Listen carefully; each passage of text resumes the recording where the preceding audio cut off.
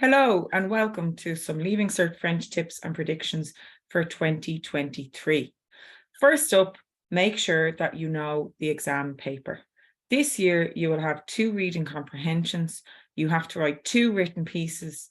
And of course, you have to do the listening exam, which will take place after the reading and writing sections. You've already completed your oral and then you're good to go. So, reading comprehensions. Each reading comprehension is worth 60 marks. Make sure that you start by reading the subtitle at the top of the page and then go to question 6 because question 6 is in English. So there are 6 questions in total. Some have 2 parts, A and B. These are worth 5 marks each. And of course, there is question 6, which you answer in English. Questions 1 to 5, you answer in French. Question 1 is usually a journalistic passage. This is an extract from a newspaper or a magazine. And question 2 is usually a literary passage, which is usually an extract from a novel. The language 2 questions can be quite different. So make sure that you familiarize yourself with question vocabulary. Words like trouver, citer, relever. Learn as many infinitive verbs as possible, as this will help you to understand the text. Be familiar with the passé simple to help you understand verbs in the literary text, which is question 2. Learn as much as vocab as possible. Make sure you understand grammatical terminology. And then, of course, do past papers to help familiarize yourself with the paper and to help with comprehension. If you've completed your exam papers, maybe take a look at some past mock papers so that you can continue to practice. So 60 marks each. Spend about 30 minutes on each comprehension. You have 2.5 hours in total for this exam, and you only have to do 4 things. Make sure you read question 6 first, as this can give you some comprehension of what the text is about.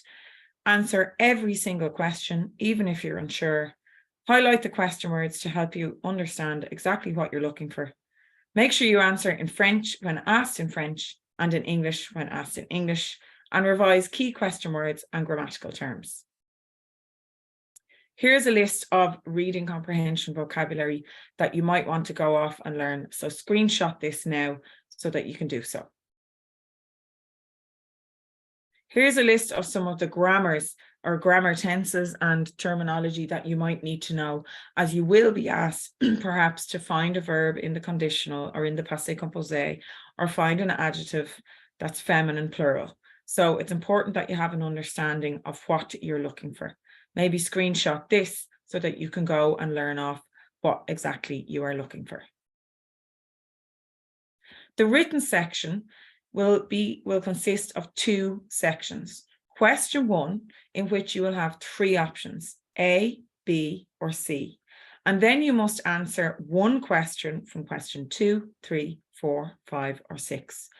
Please remember that question 1 is obligatory. You must answer it. It always relates to a theme in the comprehensions, and it's usually an opinion piece, a reaction to a stimulus, a journal intime, an email, or a récit. Do not copy chunks of vocabulary from the comprehensions. Do not repeat yourself. Learn generic phrases that can be adapted to any topic. And when you've written your piece, check for spelling, grammar, and adjective agreement. Read the question very carefully and focus on answering the question. So the journal intime is about 90 words long. It's personal and it's an emotional piece. It's usually written in the first person. It must include varied tenses, idioms, sayings, or proverbs, and you must be able to show a good grasp of the French language. Le récit is a narrative question in which you tell a story. You must show that you have a good understanding of past tenses, as you're describing what happened either in the passé composé, the imparfait, or the plus que parfait. And it's more than often than not a mix of all those 3 tenses. You're using descriptive, interesting, imaginative, and emotional language. Please only answer this question if you are confident in doing so. The opinion piece is the one where most students would be most confident. You must write between 75 and 90 words, where you express your own personal opinion on an abstract topic using specific opinion piece vocabulary and topic-specific vocabulary. So make sure that you know opinion piece vocab and topic-specific vocab. I suggest knowing about 10 to 15 words per topic that you can then adapt to your opinion piece. So for your written section, make a list of vocab, make a list of tenses, make a list of topic-specific vocabulary, like a glossary of terms that you could possibly use. Make a plan. Then start to write your opinion piece. And please don't stop when you've written. Go back, edit it, check your grammar, check for adjectival agreement, check for spelling, check for any mistakes you may have made. How might you enhance this piece? How might you improve this piece? And you will have time. So rewrite the piece and make sure that you've done it better the second time around. To write a journal intime, your structure is that you put the place and date in the top right-hand corner. On the left-hand side, you write cher journal. Please be careful here with spelling. A lot of students add an E to cher or an accent to the first E. You then describe the situation in your own words. Try not to copy the question.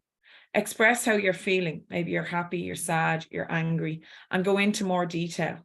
Maybe you might suggest a solution. Who else is involved? What do you think will happen? What are the possible outcomes?